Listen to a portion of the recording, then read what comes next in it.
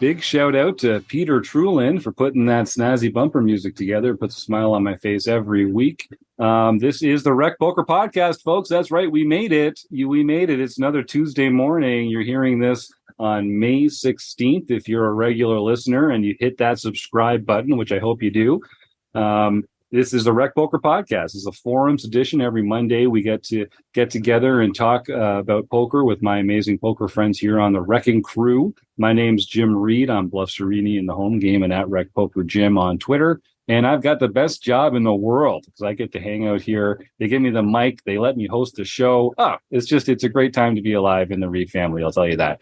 And I got to thank our sponsors, the Running Aces Hotel, Racetrack, and Casino, because we depend so much on their support. Like we depend on the support of our premium members. Most of what we do here at Rec Poker is free. We're a largely volunteer-based organization, but we get a huge amount of support from our premium members who chip in their $15 a month to help make the magic happen, to help support the cause, trying to make the poker world a happier, more encouraging, more vibrant and fun place. And it's more fun when you win. So that's why we all try and get our heads together every week and see if we can't solve some poker problems and help recreational players like us reach new heights in the poker world. So, like I say, you get kind of used to hearing my voice because I host the show on Mondays, but I am just one of the movers and shakers here on the Wrecking Crew. It takes a crew to make the magic happen here at Rec Poker.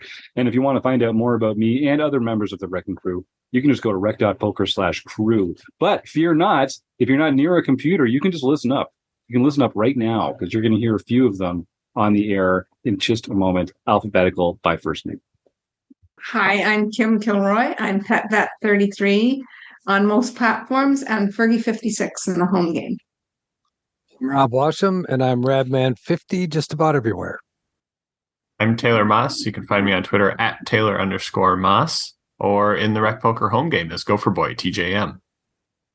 Rob's not used to going second. We're not used to hitting R or second. That was like, whoa, crazy experience there. I also mentioned we depend on the support from our premium members so much. One of the perks of being a premium member is you get to come join the show. And so we're welcoming back Eric Anderson. Thank you for coming back to the Rec Poker Podcast, Eric. You've been a premium member for a long time and a very active participant in our forums and on Discord. Why don't you introduce yourself to Rec Poker Nation and tell them where they can get a hold of you? I'm Eric Anderson. I really enjoy the site. You need to join. I'm Anderson85 at rec.poker.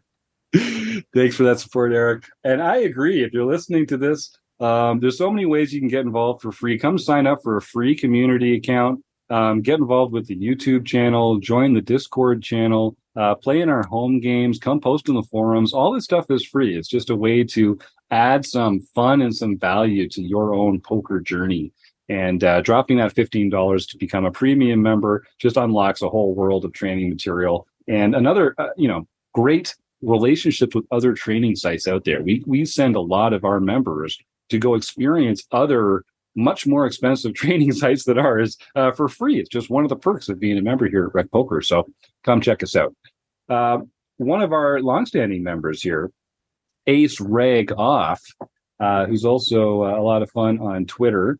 I won't dox them because I'm not sure if their name is public here, but they've been a member for a long time, and I always enjoy seeing their posts here. Has sent in one for our analysis. This post is called Close, but Not Close to the Money. And this hand is from the Saturday night 150 at Canterbury. So I'll just review the information we have from our correspondent here. And then I see a number of people have already responded to this forum post. And so we'll go through some of the responses and see if we can tease out some answers for our correspondent here, Aceragoff. So blinds are 2,000, 4,000 with a 4,000 ante. There are 19 players left and 12 get paid. So we're getting pretty close to the money. We're not exactly on the bubble yet, but we're getting pretty close to the money. About a third of the existing field still has to be eliminated before we make the money. Our hero is sitting with a healthy-ish stack of about 27 big blinds, 28 big blinds. with at least 4 stacks under 10 bigs. I think we're healthy enough to cash, and we're not trying to get out of line. We're playing 7-handed, and there's this ambiguity. We talked about this last week, but there's this ambiguity about how to describe positions. And so our fearless correspondent says we're playing 7-handed and under the gun +1 or the low jack, whichever you prefer to call it.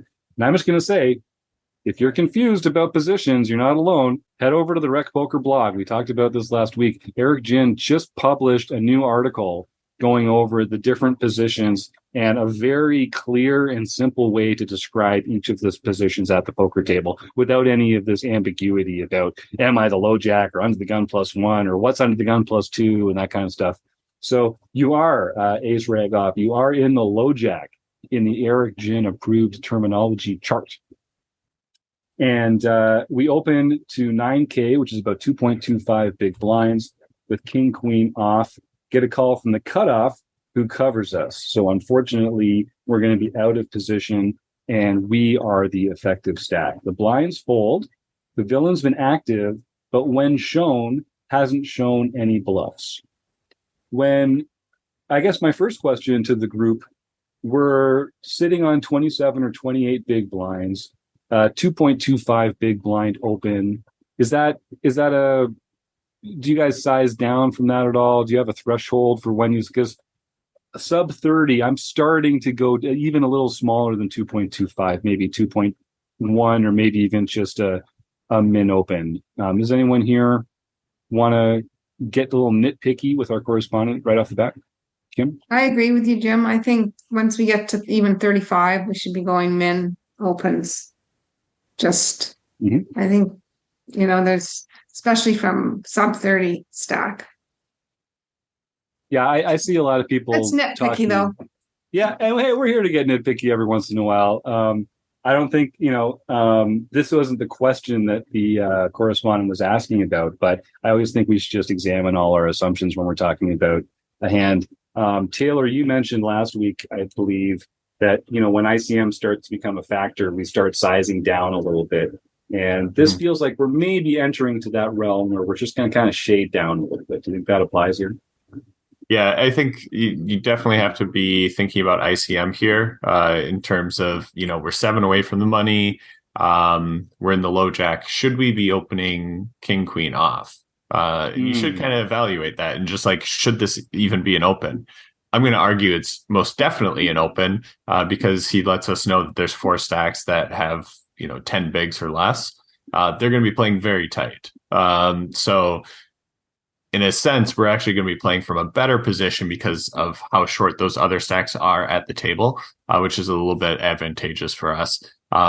In terms of the sizing, this is at my, my home place at Canterbury. So, one, I know that they probably have taken all the other chips out there and you probably only have the 1Ks available to you. So this is just like a small click up from a min.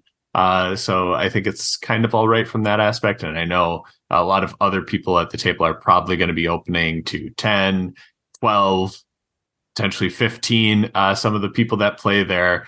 So the 9 is going to look like a small sizing. If it was me, I'd still be going 8. But I'm not going to get too crazy about the 8K versus 9K, especially at this point in the tournament.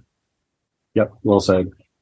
All right. So we do, and I think that is a good psychological point when it's 8K and adding one of the lowest denomination chips. That does kind of seem to be like a strategy. People don't want to just make it a min, so they just add one of the lowest denominational chips. In this case, it's a quarter of a big blind, which is non-trivial. But I do see that. I do see the attractiveness of that because it psychologically, I think it does add some fold equity. Whether how we can measure that or not, I'm not really sure, but I get it. I get it. So the flop comes king 9-8. We don't know what the suits are. Our correspondent Aceragoff says, being first to act and not trying to play a big pot, we check, and the villain checks behind. His question is, should I be betting large here to try and end it, or do we like the check? Why don't we start with that from the panel here? Rob, you unmuted real quick. Do you have a take on that? Just that playing out of position, C betting from out of position. When you're called again, we talk about ranges that everybody has. This is a kind of hand that I like to check because we're not supposed to be betting that frequently or that large when you're out of position. The ranges are so close here. I mean, we know that the cutoff probably doesn't have aces, kings, the real big cards that he would have probably three bet, but he still has a very strong range compared to getting called by somebody in the big blind. So I think by having that king, you're able to defend against anything that he's liable to do. And since you're supposed to bet less frequently and smaller, I prefer a check here. Follow up for you, Rob, if you don't mind. Given we're in an ICM spot, getting relatively close to the money, playing against another relatively big stack, is your intention to check call or to check raise on this flop? I think we want to keep it small, so I think it's a check call. I don't want to get crazy. I mean, if he could be betting with, a king 9, which we're behind right now. And so a check right here, I think a check call. I don't think I'm check raising here with just king queen on this flop. I'm trying to think through the options in my head, and the main reason I would check here is to check raise. But I think for all the points that you laid out, I'm not entirely all that happy with going for a check raise here, because I doubt we're gonna play a hand versus an opponent's hand that we are beating when we go for a check raise here. We're just gonna end up folding out a lot of their other junk and then just end up getting called by 2 pair sets and stuff like that. So I'm not a huge fan of check raising. So that makes me almost want to just continue the betting myself here. If it was me, I'd probably bet a little bit on the smaller side because, the stage of the tournament that we're at, I don't think we need to go too big. But, I'd throw out 10K as a bet here. I have a feeling we're going to get a decent amount of calls from our opponent because this is a pretty connected board. The king 9-8, there's a lot that the cutoff calls with that's going to find some calls on the flop. And I don't know, I just feel like I like my spot. I'm going to start building a pot when I feel like I've got good equity. So I'd bet here. There were 2 things that jumped out at me. So our correspondent gives us the choice and says, should I be betting large here to try and end it, or do we like the check? They're not even considering a smaller bet. And I just think that's one of the things that we should always consider is the different bet sizes available to us. As you get closer to the bubble and ICM becomes more of a factor, I think we should give ourselves permission to play our hand and less of our range, just like you do as you get closer to the end of the hand as well. And our hand just can get called by a lot of second best hands, as Taylor mentions there. I think there's a lot of pair plus draw, a lot of worse kings, some draw only hands here like 10 jack and queen jack and stuff like that might even improve to a second best hand if they pair. So I think it stinks playing out of position. It stinks being covered by our opponent as we're getting this close.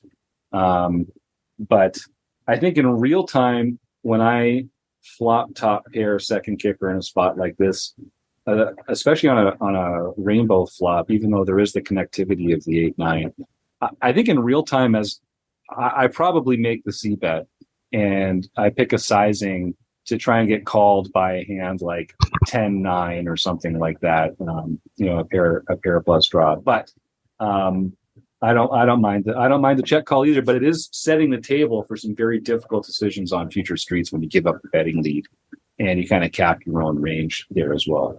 Eric, did you have something? I just wanted to mention that we are short stacked, so the SPR is only like 1.5 or something. So we really don't we can do anything we want here. We don't have to bet. Shoving would be a little ambitious, I think. But if you want to bet 10% of the pot, you can get it in. If you want to get it in with 3 easy, even bets, you just have to bet like 25, 35% of the pot. We do have the initiative. We're early position opener. We didn't get 3 bet, so I don't know if we have the nuts or not because there's lots of sets in his range. I mean, we all have the nuts, so I don't know if we really have a nut advantage. But I think a small bet, I would bet like 20%. I'd bet small and just make him not get a free card. Kim? This is one of the reasons I like this min open, because when we have a small stack, it gives us more maneuverability post flop. We have more chips behind and a slightly bigger stack to pot ratio. Because on this type of a flop, we should be betting a bit on the larger side if we're going to bet out of position. So if we bet on the larger sides, like 50 to 65% pot, 50 to 60% pot, then we get called there. Now we're very wary of cards that can come. We think a lot of draws can call us, like sets are probably going to raise us right then and there. So we just become very wary, and now we have more information when a turn could be a good, bad card for us. So that's one of the reasons I like to keep it and when we're under 30, keep my raise to a min raise, keeps the pot smaller, gives me a little more maneuverability post flop. So I like that. Yep. And it's a good point by Eric as well about even though there's shorter stacks at the table, we're not so deep that we need to worry about getting our stack in if we choose to by the end of the hand. So we do have the ability to make small bets and get it in, or to check and make it up on future streets without having to really get out of line or oversize our bets. So I like. There's definitely an argument for both. Let me ask you this, panel. What are the factors, and I'm kind of pulling this out of left field here, but what are the factors that would incline you towards checking, and what are the factors that would incline you towards betting? Is it something about the opponent? Is it something like closer to the bubble or further from the bubble? Or is it just a sort of isolated spot? Kim?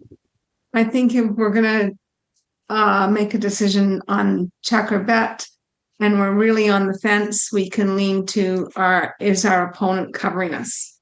Mm-hmm. That gives us more reason to check. If we cover our opponent, it gives us more reason to bet. Nice. I knew I was gonna pull up a dinger if I cast the line out there. Good one, Kim. Thank you. Good one. Another thing to consider is we're mid stack against mid stack, so ICM pressure is really high against us. Mm-hmm. Mm-hmm. So we really need more equity than you think to be playing aggressive here. Yep. I think that's a great point. Yeah, and I lean a lot on board texture personally. Like this King 9-8 has a lot of connectedness to it, and like I think there's a lot of hands that have some equity that will call. Queen jacks, jack tens, king tens, 10-9s, all these other like type of stuff that are like going to call us street. And that inclines me to, throw a bet out there now. If the board was instead disconnected and more like king 8-3, then I'm more so kind of like, okay, maybe I'm going to go for a check raise here. Maybe I'm going to check and try and set up other streets. There's less that my opponent is probably going to be calling me with. In this exact spot, so maybe I should go for a check and keep their range wide. I think that's a great point, and I think sometimes we forget as recreational players to kind of visualize our opponent's entire range. And when you think about the entire range and the only action they've taken so far is calling our pre-flop bet. So when you take that entire range and you put it up against a King 9-8 rainbow flop, you're doing really well against that range. Yes, they've got some pocket 8s, pocket 9s, 8-9. They don't have pocket kings, but sure, they've got King 9. I don't think they have King 8. Do they even have King 9? Honestly, probably not. There's only so many combos of it available because it would be suited. I think in that case, it would have to be. Yeah, they might have King 9 suited, could be there. And so there's probably 2 combos of that left on a rainbow flop like this. Well, actually, we've got a king ourselves as well, so that's even less likely. Because we are playing with King Queen off. Again, we don't know the suit. So that'll be one note to Aceragoff. The suits do matter when it comes to hand history reporting because it gets a little tricky when it comes to like backdoors and eliminating combos and that kind of thing. So I'll just say we've got the king queen offsuit. We opened from the low jack to 2.25. We got called by an imposition player on the cutoff, and now we're looking at king 9-8 rainbow. So we've got top pair, second kicker, and I think we're in a vacuum. This is a pretty good flop for us. We made top pair, and again, if you think about all the hands our opponent could have, most of their hands kind of top out at one pair plus draw. There is a value range above that we should be considering, but we shouldn't let that small portion of their range drive our betting. I think we should be betting in a way that puts their entire range together. So as played, we do check, and the villain checks behind. The turn is the queen. There's no flush draws that I remember, says our correspondent. So we've now flopped. We've turned top two. And with top two, our correspondent says, I figure I have a good enough hand to try and pull two streets of value and put in a small bet of 12K. I've got the pot at about 28K right now in my mind. This is Jim talking from reviewing the notes. So it's a little less than half pot. After thinking for a little bit, the opponent asks me for a count, and I stack my chips for him to count. He comments that he doesn't believe the queen helped me and raises to 35K. Aceragoff says, I think about it for about 30 seconds, debating if he is making the move with two pairs, sets, straight, pair plus gut shot. And this is my favorite part of the whole post. Aceragoff, if you're listening, this is my favorite part of the whole post. He says, and I decide to rip it in and let Jim Reed sort it out. That's fantastic. Reference to an earlier episode where I was talking about my own style. Nicely done, sir. In hindsight, I think we should have called, thinking that the jam allows our opponent to play almost perfectly, but maybe we could still get some two-pair calls. So let's unpack this a little bit. So let's just start with the comments. So before our opponent makes any raise at all, we can talk about the sizing and what it might contain. He says he comments he doesn't believe the queen helped me and raises from 12K to 35K. I don't know about you guys. In the games that I play, when someone says something like, "Oh, I don't think it helps you. I'm going to raise your bet," they're weakening their own range. They're verbally weakening their own range, and that's typically something that players do when they have a strong hand. Is that something that you folks have experienced as well? Like, I know it's always going to be a mix, but this is one of those things. This is one of those things that I find people don't do as often when they are actually bluffing. This is typically a strength play. Right? This goes back to Carol's book of tells. Strong means weak, and weak means strong. Yep. And actually, and Aceragoff does mention this. He says, I thoroughly believe Zach Elwood snapped folds to the raise after the talking about the hand, which wasn't common for the opponent. And I haven't seen him ask for a count yet, and we've been playing together for probably close to an hour. So we do have a bit of a baseline for this player, and they are kind of deviating from their baseline a little bit in these ways. Me at the table, that leans me towards value. So the question in my mind is, are they overplaying some value hands that I might be beating with top two pair? If they've got king 9, queen 8, 9-8, and chose not, some of those hands they might choose to bet the flop, but when they don't, we're love and life against those combos if that's in their value range. If they're only ever doing it with sets and straights, then we're really just hoping for a miracle boat on the river. What do you guys think, panel? We don't know enough about the villain to sort of say what they might be weighing as value in a bluff. Rob, what do you think? This is such a common mistake that we make as recreational players. We're playing, we got top pair with a very good kicker. All of a sudden we turn top two and we're doing a happy dance in our head. We think all is right with the world. Nothing could be better than this. And how many times it's happened to me, I'm sure it's happened to everybody on this panel at one point or time. And you say, okay, well, I'm just, with very little thought, you just think, well, I'm way ahead here. I'm just going to jam it and take his money. right? And one thing that he doesn't mention when he talks about, well, he could have this, he could have that, he's not mentioning specific hands. And I think as recreational players, if we could stop, take our hand off the mouse, so to speak, think about it, and then try to, in our heads, think of all of the hands that he could be doing this with, all of the hands that he could be raising with. I think if we did that as recreational players, we might find the ability to fold when something like this happens. Even not even thinking about the verbal tells that we just got, but just that spot right there that we find ourselves in. And again, we're doing that happy dance. We're ready to get all our chips in. Oh, let's go. So, yeah, and I've done it so many times. It's very frustrating. You need to take your hand off the mouse and just talk through every single hand that he could be doing this with. Yeah, and I think we get kind of stuck in the shortcuts of saying, "Oh, well, sets, two pairs, straights," but really break it down, like Rob's saying, and kind of like I was mentioning earlier. Visualize the entire range and think about all the different combos that go into those buckets of hands that we're talking about. I think that definitely can be a guide. Now, when I mean, I like the bet. I think we probably should be betting here. We can get value from a lot of worse hands. We're not making a huge bet. It's less than half pot. We're still going to be able to get a lot of chips in on the river if we want to. And, if you think about rivers to come, we don't want to see an 8 or a 9. We don't want to see probably a jack or a 10. But other than that, we're feeling, I guess, maybe a 7. But I mean, we're feeling pretty good about the other half of the deck. And unfortunately, that's about it. So we were given this option of either we bet, we get raised, we can fold, we can call, or we can shove.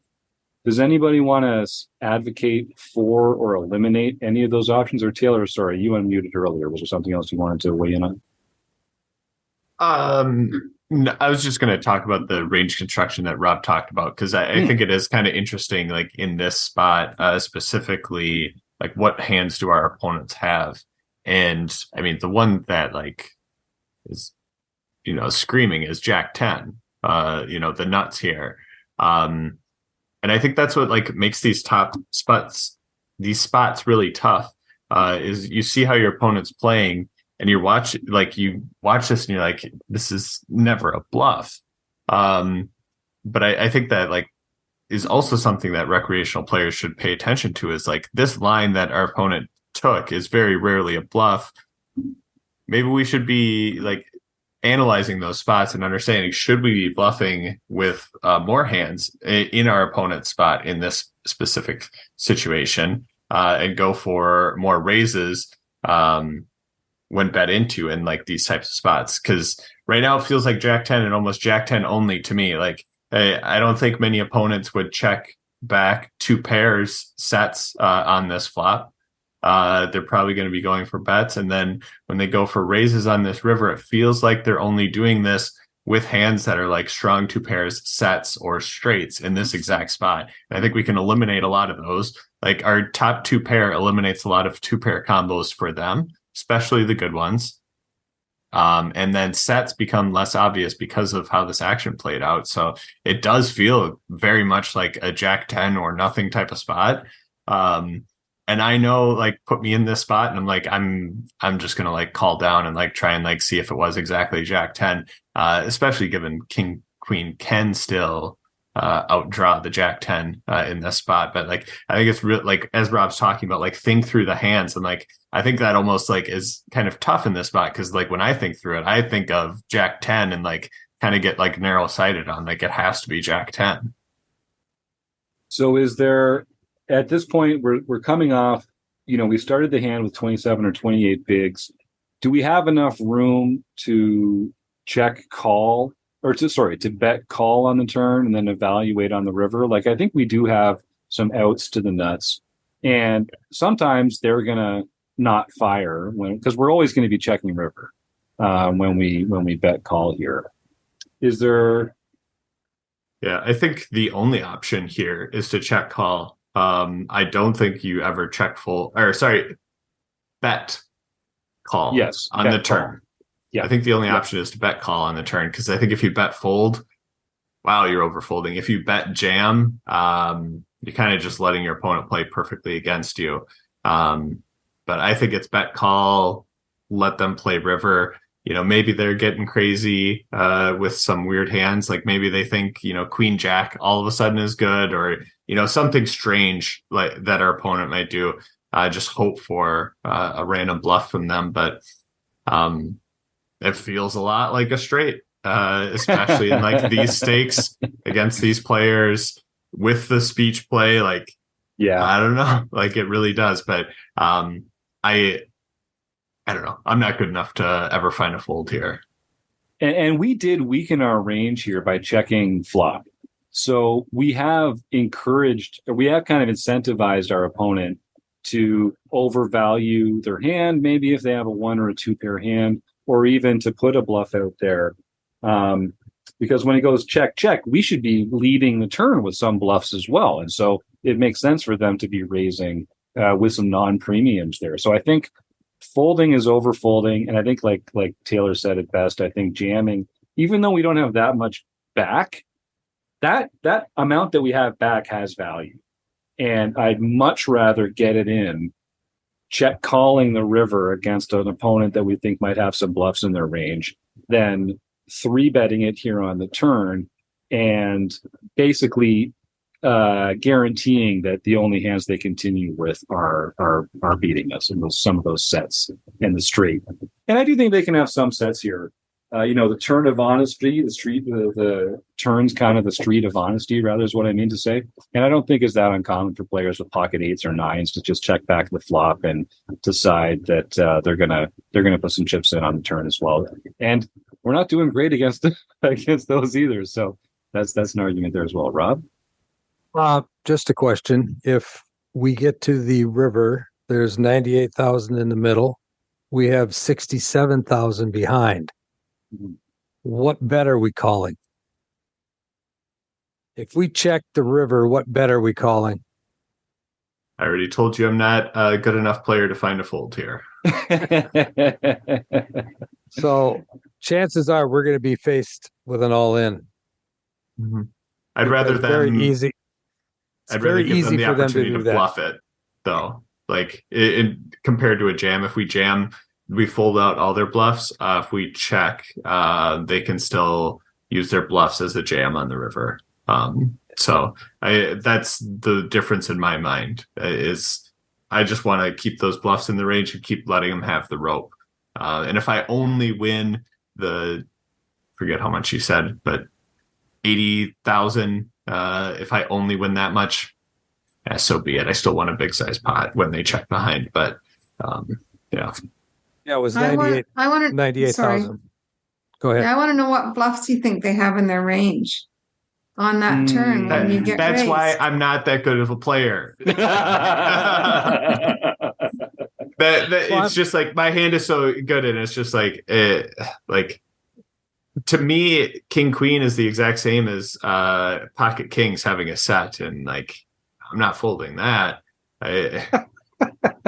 Yeah, but right? Could they have? Like, am I folding everything but Jack 10 in this spot? Right. You got to have some calls, I guess. But yeah, it feels so narrow towards Jack 10. Are they? It's either that, or it's a chop, or it's a set. So if we're calling for a chop, like, why are we calling for a chop? I don't know. I can't even think of a hand that would be bluffing here at this point in the tournament.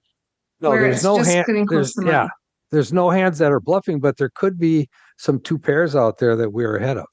Yeah, I think that's that true. are overvaluing. You know, queen 9, queen 8, king 9, king 8.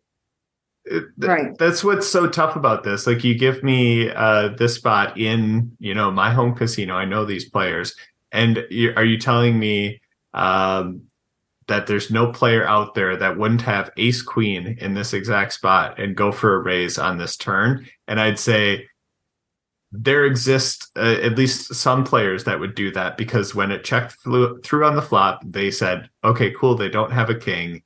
And then when they got to the turn, they're like, let me raise my ace queen because now I have the best pair possible in this situation.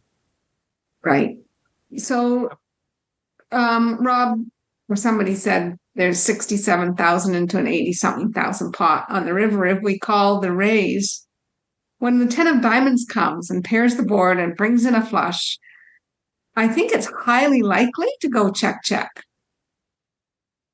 on the river. Oh, that we won't And go I'm happy river. about that. Yeah, I'm happy about Yeah. that. We don't see what the river was. no, but that was my next question. My next question It's was like there exist rivers that go check, check, though. yes, Yeah, yes. it says the river bricks. Yes. Oh, the river And- bricks. Right. And there might be some rivers that we can check fold on. Like if the river comes an 8 or a 9, we should consider, like, we can, if we fold with 67,000 in our pocket, that's still like 15 big blinds or so here, which is more than these 4 stacks that have 10 bigs left. So Right. it's not And we going to didn't happen have very often. We didn't have a flush draw come in on the turn, did we? No, we did As not. far as he remembers. No, he did. Yeah, Right? there's Yeah. no sense of that. Okay. So that's the less likely then that it's going to go check, check on the river. Much less likely. Yeah. I played around with Flopzilla, and guessing ranges is guessing. But I figured out that we had, with top 2 pair, we've got like 75% equity on the turn. Versus their raising range, or just versus the range that gets to the turn. When we bet. Okay. Yes. When we start. Yes. Yeah. So we have to bet, and then I'm kind of in Taylor's camp. I got top 2. I'm not going to fold. We still got 6 outs to, 4 outs to a 4 outs to a full house to the nuts. Yeah. So see a river and I think a call, and then if the river gives us the bad news and we decide to fold, we're still going to have 26 big blinds. Mm-hmm. Mm-hmm. So, and I want right? to, something like that. It would be just 16, I think. 16 big blinds. 16, yeah. Yep. 16. I want to shout out Eric Anderson here. Eric posts in the forums all the time. And this is a great example. So, folks, I'm going to put the link to this forum post in the show notes. Go. It's free. You don't even have to be signed in. You don't even have to have a free account at Rec Poker. Just go to your phone, click on the link in the show notes to go to this forum post, and you can see Eric's put a bunch of screenshots up of various range analyses, equity breakdowns, a table of geometric bet sizes from the work we did with Gareth James last year. There's just a lot of really good information here. We kind of scratched the surface on the podcast, but this is a mostly audio format. And I think you'll find there's a lot of valuable information, not just in Eric's post, but particularly Eric is a very visual learner, and it's very helpful for people that like to kind of see it broken down graphically. So I encourage folks to go check that out.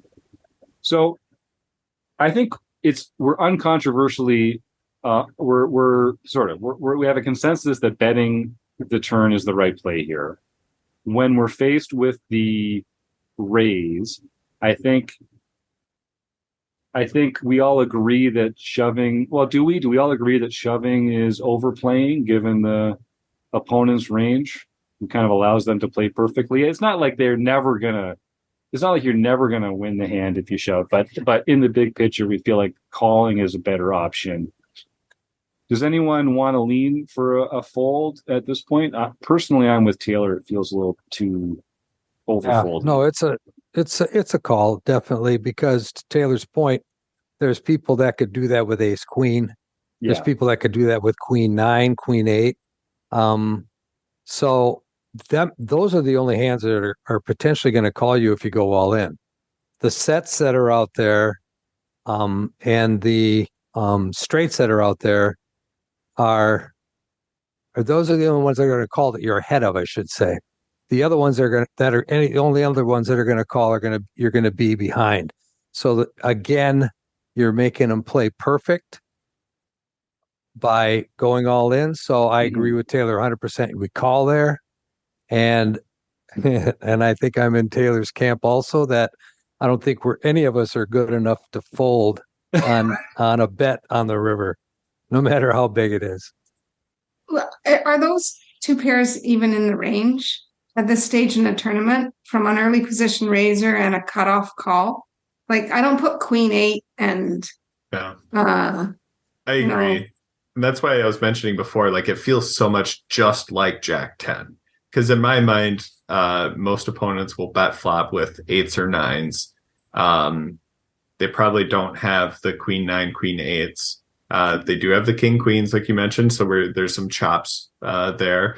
I don't know. I threw out the ace queen as like, kind of like an off ball, but still kind of makes sense. I could see it, but like, man, that's kind of a misplay from our opponent if they do have exactly ace queen. And like we block sets of kings and queens, plus they probably don't have that given the pre-flop action. Like you like narrow it down and it does feel like Jack 10 almost like exclusively, but I think Kim's totally right. I think we have to discount 2-pair combos, and I would make the case that we've got to discount sets as well. And the good thing about our spot is that we can actually still improve to a winning hand over all of those hands that we're worried about right now. There's 4 clean outs, 2 queens and 2 kings that are going to give us what's, I think, are going to act effectively like the nuts here. And they might not even scare off our opponent. I mean, they will sometimes, but they won't all the time. Sometimes if they have some of those other hands that we're worried about, they can fill up too, and we really get to take the driver's seat there. So it sounds like consensus says maybe we could have bet flop, maybe checking. That's not quite as clear, but we really all feel like betting and calling turn is the right play, and checking river on basically every river, and then just deciding whether we're going to call the bet that they make on the river. And I think I'd be a lot less comfortable with 8s, 9s, 10s, and jacks, but basically every other card, I'm going to be even the 7 only completes the 5-6 because the 10 jack already got there when the queen came on the turn. They're not calling 5-6, even suited in this dynamic. So I feel pretty confident about that. There's a comment here from I'm a Luigi, who's another longtime member. It says, I prefer a flop bet and sized up to set up a turn jam, especially if we're 7 from the money. I want to put pressure on my opponents and charge all of their draws. And I want to note for I'm a Luigi here, he makes a good point that even though we're the one that's covered, we can still apply some pressure to other players by leveraging a large portion of their stack, even if we can't knock them out. So that's relevant. Luigi says, as played, I prefer a call on the raised turn to evaluate the river, but I'm calling off most rivers. As I agree, this is not a spot to hero fold, but if a jack or a 10 falls, we can fold and preserve 17 big blinds. And I think that is the good point. Like being able to preserve 17 big blinds when there's 4 shorties, that is pretty valuable. But sometimes they're going to check behind, and sometimes they're going to bet, and you're going to be ahead with 2 pair, and sometimes the river's going to come a queen or a king, and you're going to feel pretty good about that. All right. Well, as played, we do as the hero shoves, and God sorts it out. They snap off with Jack 10. They do have the straight. All our little alarm bells were going off correctly, and we do not improve on the river, and that is the end of it. A couple more questions from Aceragoff. He says, I'm wondering how many streets I played poorly. If I'm trying to cash here, folding pre is too nitty, right? I think we all agree it's an open. There's some question, like I said, whether to bet the flop or not. Betting the turn seems mandatory, but I think shoving the turn is the big mistake here. And I think it's a pretty catastrophic mistake, given that you're covered, you're 7 from the money, your opponent hasn't capped their range to exclude a lot of these really strong hands. So it sucks. As soon as they flip it over, like, oh yeah, that was the catastrophic thing that I wasn't supposed to do. But that does seem like the biggest mistake here. And all the other, everything else is not. I wouldn't say there are any other big mistakes in the hand. What do you think, folks? Yep, totally agree. How close to the bubble would you say we should be before we are folding Hmm. king, queen from Good early question. position? Good question. Given the same stacks, given the same Yeah, stack as a sizes? medium stack, like we should be so tight as a medium stack when we're really close to the bubble. If there are still 4 players that are short and we're 2 from the bubble, then I'm going to start tightening right up. King queen off is still a pretty strong hand, but if there's players behind me that cover me and they're showing any aggression at all, maybe that's where I start to really just kind of let ICM take over. Yeah, at this buy-in level, I'm probably not changing too much. But you put me in a bigger buy-in with players that will know that they should put on a lot of pressure to my medium stack, essentially the big stacks. It's essentially me like downgrading the big stacks ability to apply pressure to me in a daily 150 buy-in at a local casino. In that case, I'm probably not changing that. If this is, a bigger WSOP event or, something big going on, and we're in this spot, 2 away from the money, I'm probably just going to get rid of the king queen because it's like, what really good can come from king queen here? Like, is there really anything that good? So I'll probably just stay away from there, make the money, and then go back to playing normal. Yeah, you might be able to I'd play suited. king queen. Yeah, I don't know. From early position, I think you don't want to play king queen at all. But I think as you get, cut off button, you may want to play king queen and steal the blind type situation. But from early position, yeah, you really want to tighten up. Yeah, and again, like for people that are listening and don't we're talking like in all these situations as if there's a big stack behind us yet to act. Is there someone that can put pressure on? Because then to Rob's point, if you're button, but the small blind and big blind are short stacks, okay, give me any 2 cards, and I'll play those. But you put a 50 big blind stack behind me, now all of a sudden I'm getting a little bit worried because I do not want to bust in this spot. Yep, good points. Well, I'll just read the last post from one of Aceragoff's responses here. It says, looking back now, I don't believe I was destined to go bust on this hand, as I could have just called turn and see what developed on the river. I'm probably going bust on the river, but at least I'm making him put me all in and not doing it by myself. And that's kind of a synopsis of what we've come to as well here on the show. And I want to just point out, Rob's mentioned this idea before of just taking your hand off the mouse and, of sort of going a little more detailed into your analysis in real time, taking more time to think through this stuff. Even if, I don't know if Aceragoff, I don't know if you're a golfer, but when I was learning to play golf, my dad would always tell me, just think about the one place that you can't put the ball on this hole and then just put it anywhere else. Just think about what's the one catastrophic mistake that you can't make and then just worry about the whole rest of it. And it feels like the one catastrophic mistake you could make here is overvaluing your hand and overplaying it against an opponent that has you covered. And it's not like you're never going to go broke here if you don't shove. I think you're probably going to bust this hand a lot. But as you say, you're putting yourself in a better position to do it when you make them put you all in, and don't let them play perfectly against your action. Another thing about those dailies is that they play really fast. Everybody plays pretty fast in these things, and you don't see a lot of tanking. You don't see a lot of people taking their time to think about their decisions. They're just playing their cards, and everything's just hunky-dory. We're having a good time, and it's autopilot. and actually, if you do start tanking and you do start thinking, you get people at the table get pissed at you. But you can't let that bother you. You've got to take the time that you need to think through the situation to make the best decision you can. Yeah, you owe it to yourself. You deserve it. You've earned it. You paid your money to play this tournament. Play it the way that makes you feel comfortable and that gives you the best chance at winning. And screw all those jerks. Just screw all those jerks. Honestly, the blinds go pretty fast. Yeah, that's true. That's true.